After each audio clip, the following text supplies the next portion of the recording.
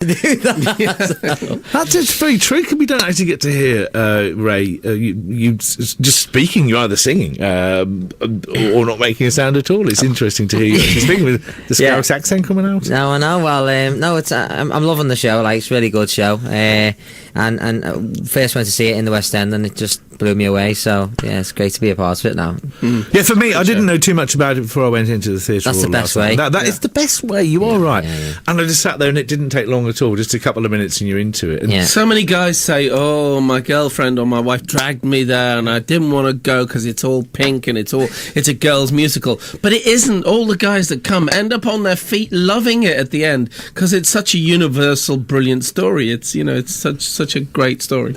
Well, see, I saw the film. I haven't been to the musical yet because I thought I'd save myself for tonight. But You're not going to the musical, or actually in it, tonight, for a few brief seconds. But I absolutely love the film, and it is very pink. But I don't think that's necessarily a bad thing. No, I watched the film again recently when I knew I was coming into this, and having already started rehearsing, Ray and I joined the show together. So we kind of, as we keep saying, we jumped onto a speeding train. Because the cast have been together since last summer, and then Nikki joined recently as well. But when I was watching the film, I kind of thought it's crying out for a song here, and yes. I think the musical has improved the film. I think you'll find that out tonight. Which bit are you doing? Well, it says. I think it says that there's two possible moments. I'm just a random Harvard student, which could be. Oh, you'll be on stage with. You'll be in the Harvard party, I think. Yeah, with me, standing at the back. Yeah, I won't be acting there with badly. You oh well. I'll be in my dressing room playing with my iPad during that bit. I'm sure you'll be watching one of the screens and paying avid attention. I'll be tweeting about Stephen calling you a woman. I do hope so. My brief moment of fame. But yeah, you're right. Actually, the movie is crying out for a song. It's a shame it wasn't made a little bit later on when they all got a little bit more musical. Started to go musical. Hairspray started as the great kind of cult classic by John Waters, the movie, and then it became a stage show, and then it became the movie musical. So maybe this will be a movie musical as well. Yeah. Oh well, I wouldn't be surprised. I really wouldn't. We won't be asked. We won't be asked. No. Well, we've given our best shot this time.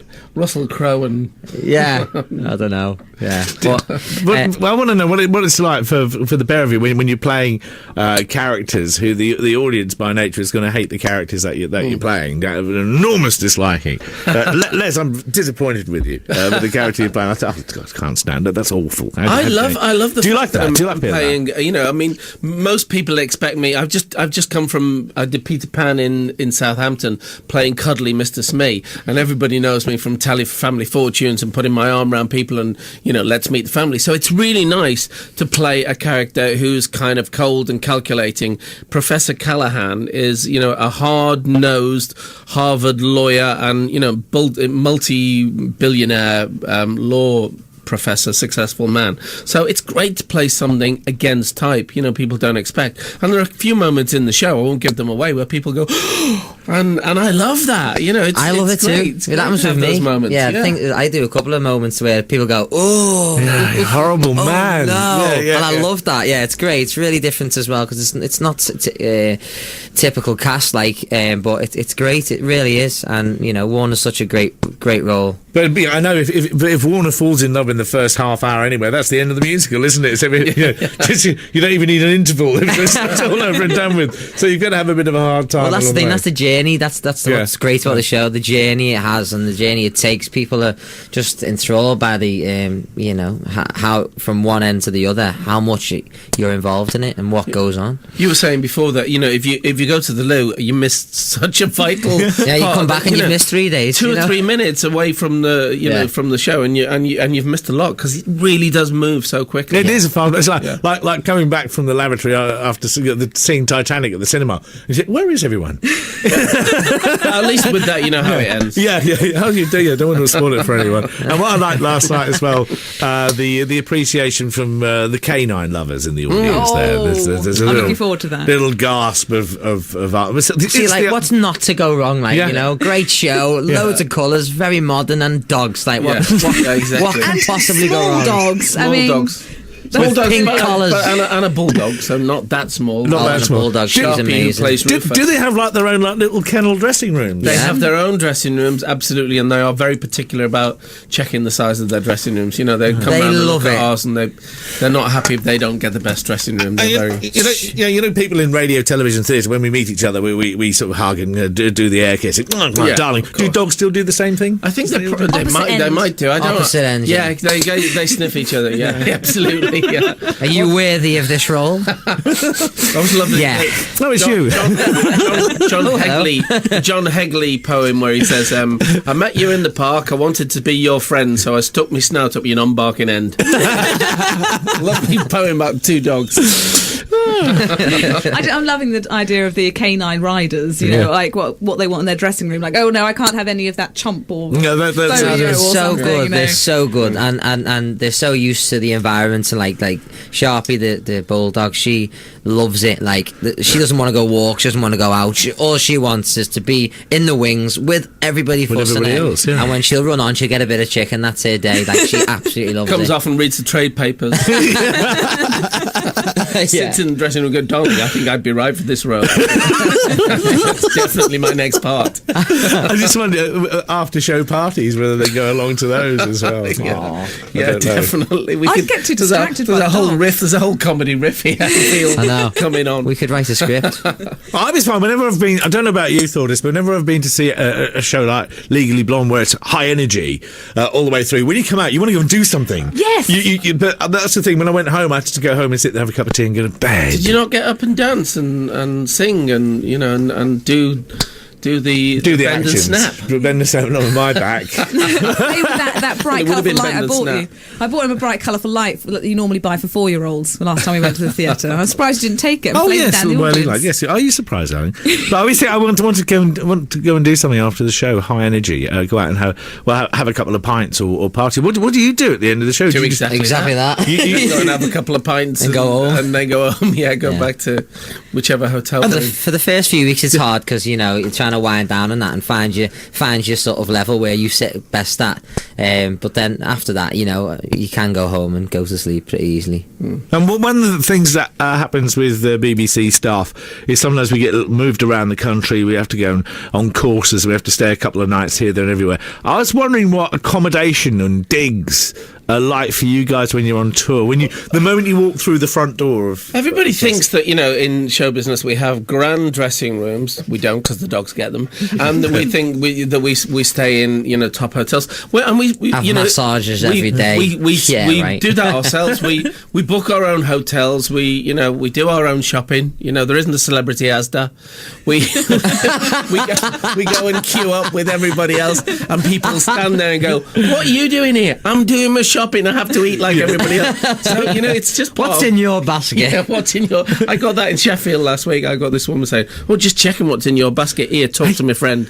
Celebrity Basket. That's the new TV show, Yeah, isn't exactly. Oh So- my gosh! Like, Yeah. So we find our own accommodation week to week, and that's it's what we do. Living out of a Yeah, suitcase, living out of a hotels, suitcase, innit? Hotels. That's unless it. you find a flat that's decent and you can, Do you know? Have you had those moments where you sort of, like I say, you walk through the door and you know within a moment whether it's going to be a great few days there, someone's going to fuss over you. We're staying in a lovely Yeah. hotel Yes, here at the moment. beautiful and it's hotel. Very nice. Yeah. Really or whether you walk through into oh no, no, this is really good, isn't Yeah, it? it's really good. But have you had those And it's a- moments? And it's a walk to work, which is nice. Yeah. Oh, you always get them. When you're on tour, if you book, it's like online. You book things and you think that looks really nice, and then you get there and this room that looks beautiful in a photograph is actually a postage stamp. I've got to say, actually, the hotel we're staying in, without mentioning it is we get people like, hello.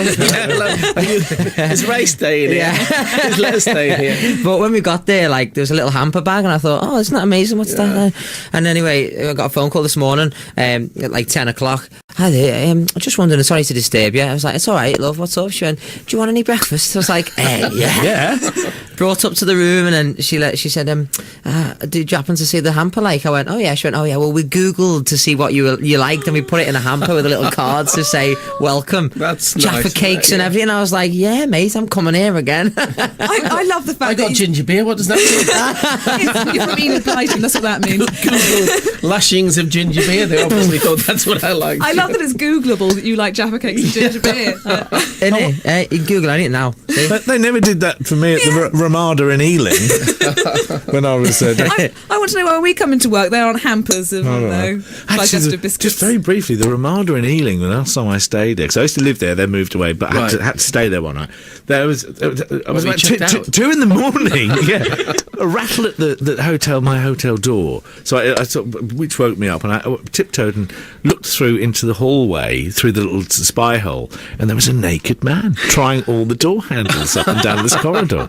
I thought, no, that is awful. He'd obviously been locked out. Well, I thought, do you get involved? Do you actually give him your towel? I want to know now. Did you get involved? No, I didn't. You didn't, Les. No, I didn't. Absolutely. No. Because maybe it was me. I was filming extras.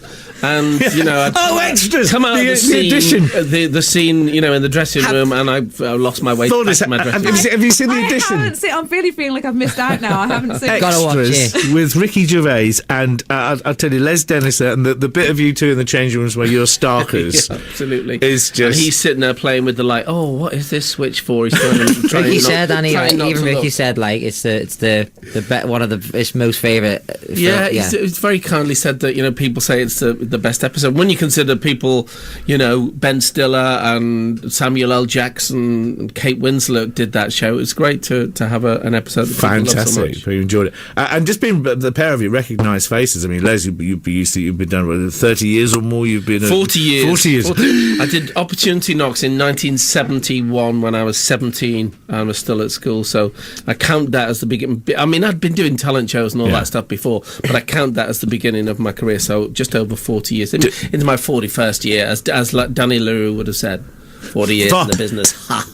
40 years in the business. Man and girl. But that was a bit too good, actually. I slightly frightened myself there. Stereo Danny LaRue. Do you ever get used to it, being a recognised face? Do you get used to it? It comes with what I do, and it's lovely to be recognised. But having said that, this afternoon I was walking down the street, and this one went, "Oh, Les Dawson," and I just went, yeah. There's no point arguing Les Dawson. But the other week it was Paul Daniels, so I get the just go with the flow. There's good and bad with everything. But Ray, you being a recognised face, it's that same. It happened to Les. It was just almost overnight, and everyone knows who you are. You're in the papers, you're on the TV, everyone knows you. How did you adjust to that? Were you ready for it? Is that what you wanted? I don't necessarily know that is what I wanted. I just wanted to be successful. I just, I know that what I do is what I love, and I love every single thing about what we do as a career and as a profession. I wouldn't do anything else. I can't do anything else, so I've got no choice.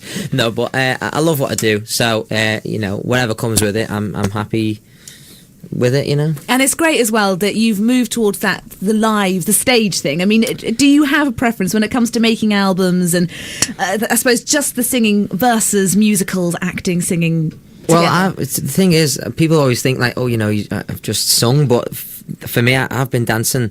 I sang last. I was like 9 years old when I started singing, and I was dancing and acting since I was like 3. So it's all I've done. We worked together when he was 10 in Brookside. Of course. Ray was in the family. What was it was Bernie Nolan was your mum, wasn't she? Neil Capel, and I came in as this dodgy car dealer who's your brother, Steve Bring Fletcher. Bruce Side back. Worked for me, and I used to sit in dressing rooms with you and I was like, chaperone. Get me back tickled. Not by me. Playing the PlayStation in the green room, So for me, it was always dance for me, and I was always trained musical theatre. So with obviously the back of the X Factor and the albums and all that lovely, amazing success that happened after it, it was nice to sort of go back to where I'm comfortable and where, you know, I love. And live theatre, you can't go wrong with it. Like the reactions, the audience. That's it. It's the immediacy. And things isn't that it? can go wrong. That's Oh, we love that. He yeah. loves it when things Nerves go of wrong. I love steel. it. He pounces on anything that I get wrong. Ray and Les, stay with us. We'll chat some more in just a moment or two. Travels next, though. Celebrate the Queen's Diamond Jubilee with a In the studio with Stephen and me. Now, the great thing I like about this musical is that the music is new. It's you know, a lot of musicals you go and see them, and there's a couple of numbers you're really looking forward to, which sometimes means you just miss the other ones that kind of pass you by. You miss the lesser known songs, whereas with this you're kind of going into it and you don't necessarily know any of the tracks, which I think is a great appeal. I've been listening to some earlier as well. They sound great. They're just funny. They're really funny, really beautifully written, well structured, great comedy value, and fantastic timing. And with the team that we've got, it really snaps together. And when it's done, like, which it is, it's done well. When it is done well, it just really comes across great, and people end up just walking out going, "Wow, what was that?" I loved it, but I don't know what went on, because it went so fast. And humming tunes they've never heard before. That's always great. When you get them in your head and then you wake up the next morning, which must have happened to you. You must wake up. We're still doing and it. just Wake up just like, button here, just like, anyway. Yeah, random words from other people's songs in your head. That's what it is. And you're thinking, why can't I get this out of my head? But it is, you know. And you say about kind of musicals from the past and having one or two songs, but of course, any musical, the songs become standards as the musical becomes more known.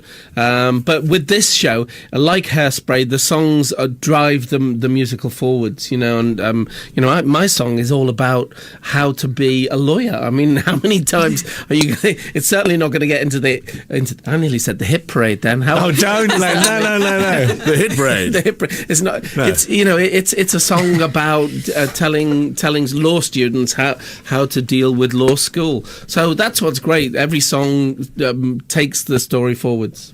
When you were learning the songs, do you ever, I've done this in the past, learn the wrong words or something, or got the wrong words into your head, or had any problems learning them at all, and worry that it's all going to go slightly awry on stage? It's not the words, it's the tune. I'll learn a different tune, and it'll stick in my head, and he'll go, no, it's not quite that. It's, you know, just whatever. And I'm like, oh no, because I've got them in my head now. I'm not going to be able to change it. Less green sleeves. And it can happen in the middle of a run. Yesterday afternoon, I have this tongue twister in a song which is called "Whipped into the Shape," which is an amazing song at the beginning of Act 2. And my line is, when I speak to her, I get neither plea nor plan nor alibi. And yesterday afternoon I went, Careful. neither plan nor plea nor plan nor apply. It just all came out, and he just pounced on it and was laughing his head off. And anything like that, like, because we have so much banter off stage, and we all get on so well, which is a really good thing. Like, but when you get on stage, it doesn't work, because I can just see Les just like looking at the front, and he's got these two little bits of hair sticking up, and it just, I don't know why, but it was just making my life so happy. Like, it really was. But we have to hold it in. We have to play the serious moment, and then come off and just collapse in the wings. And he's come off and he goes, I'm to the jail. And I'm just like, oh, absolutely. It sounds to me like I don't know how you thought. It sounds to me like just doing theatre just goes head and shoulders above. As great as TV is, but theatre must be just It's live. It's absolutely. It's great to be part of a company. Yeah. When I started as a stand-up, or it wasn't even called stand-up when I started, it was called Me Act, because stand-up wasn't a term that existed then. I did Me Act. I was a term. I got a couple of laughs on that. I was on my own. So when you're part of a company, there is that great company feel, and it's great to be, part of a something that works because everybody's pulling their weight. It's a fantastic feeling. And it's good when you're moving around the country as well. You've got that little family. Well, that's the thing. You are more of a family on tour, but I was saying before, like, I'm still getting used to the touring thing, because it's it's quite difficult doing 2 weeks and then packing your suitcase and getting off and you know, but it's fun and it keeps you interested and keeps you on your toes as well, because when you get to a new theatre with a different surrounding, it's very alien again, but you're doing the same show, but for some reason you're just doing this outer experience thing every night. Matthew Kelly was telling me the other week that actors used to be called the plague carriers, because basically they were going from one town to another, and they, you know, at the time of the plague they might be carrying something, so they always had to stay on the outskirts of a town, and they were known as the plague carriers. So I love that term that we you know, because we are nomadic. You know, what we do is a nomadic trade. You know, we're kind of travellers, modern day travellers. I told you to get them to dip the feet before they came into the studio. Yeah, we've got a little like an antiseptic spray outside, spraying you down. Absolutely. do you know the antiseptic or the alcoholic based gels for your hands? Yeah. I love the smell of those. Is that wrong? Is that wrong? My little girl calls it magic gel. You know. I think there's an AA group for you, Stephen. Yeah. Look, we have to leave it there. Thordis is going to be on stage tonight. What does she wear? Something boring and grey and This is my problem. All of my clothes, I'm wearing bright orange at the moment. They're pretty much all like this, crazy patterns. So I said she should rub herself down with a Pritt stick and roll in some sequins. I'll try it later. I'll be dancing on ice. Something pink. Well, you can't wear pink because you know brown. Elle has to wear pink. Elle is the pink. I've Just got wear half black. my wardrobe upstairs. Black or brown, anything, you know. Yeah, something Thanks. serious, something kind of loyally and Harvardy. Yeah, I'm not a very serious person. Legally but- Blonde at the Theatre Royal Norwich. Les and Ray, thank you both very much for coming. Pleasure. Great having you We're in. here all week and then next week as well. All right, great to see you. Thanks. Cheers. Be nice to get you back in. Actually, do Yeah, some definitely. more. Fantastic.